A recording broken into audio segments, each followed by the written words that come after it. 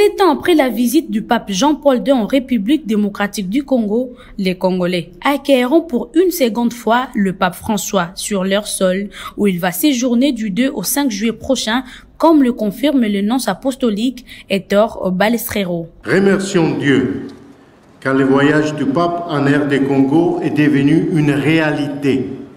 Il s'accomplira à l'unisson entre le pape, le peuple congolais, ainsi que ses autorités civiles et ecclésiastiques.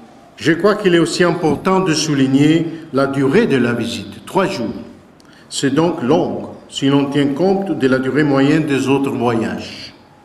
C'est une preuve de l'importance qu'il attache à cette visite et à la RDC. C'est la preuve de son affection pour votre peuple. En tant que représentant du pape François en RD Congo, je voudrais tous vous inviter à tourner résolument le regard vers l'avenir et à vous préparer pour accueillir le Saint-Père avec enthousiasme le 2 juillet prochain. Pour les cardinals métropolitains Fridolin Ambongo, la visite du Saint-Père en République démocratique du Congo est un don inestimable pour le pays et pour le peuple congolais, tout en appelant à la mobilisation tous azimuts de toutes les couches sociales pour un accueil chaleureux à son arrivée dans le pays. C'est avec joie et gratitude que nous accueillons l'heureuse annonce de l'arrivée prochaine dans notre pays, la République démocratique du Congo, de sa sainteté, le pape François. Une telle annonce constitue un don inestimable que le Seigneur fait à notre pays, à notre peuple, un peuple qui passe aujourd'hui de moments difficiles.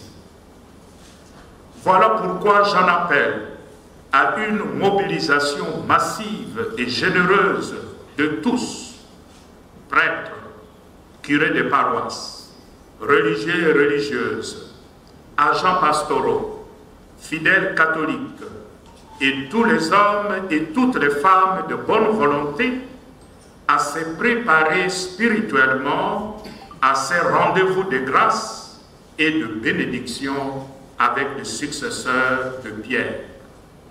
Présent à cette conférence de presse aux côtés des évêques catholiques, le chef du gouvernement Jean-Michel Sama Lukonde a dans son mot salué cette nouvelle heureuse et précisé qu'en dehors de l'Église, la visite du pape François est consécutive à l'invitation officielle du président de la République, Félix Tshisekedi. Je voudrais, à la suite de cette annonce qui a été faite, donner d'abord un mot de remerciement à Sa Sainteté le Pape d'avoir répondu positivement à une demande qui a été faite par son Excellence, Monsieur le Président de la République, Félix Antoine Tshisekedi Tshilombo. Et bien sûr, à la suite de cette annonce, nous, en tant que gouvernement, n'allons pas manquer d'aller porter cette nouvelle et cette bonne nouvelle à son Excellence, Monsieur le Président de la République.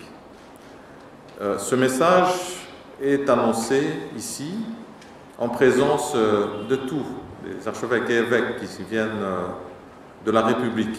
Je pense que cela a tout son sens, parce que ça va permettre de le relayer d'abord à tous les fidèles catholiques, tel que cela a été annoncé, mais au-delà de l'Église, c'est une invitation officielle du pays qui a été faite. Et donc, une mobilisation doit se faire pour toutes les Congolaises et Congolais, pour cette visite qui va s'inscrire, comme cela a été dit, dans la réconciliation et la paix. Signalons qu'après Kinshasa, les souverains pontifes se rendra également à Goma, chef-lieu du Nord Kivu, où il sera porteur d'un message de réconciliation et d'encouragement aux populations de l'Est en proie de l'insécurité de près d'une vingtaine d'années.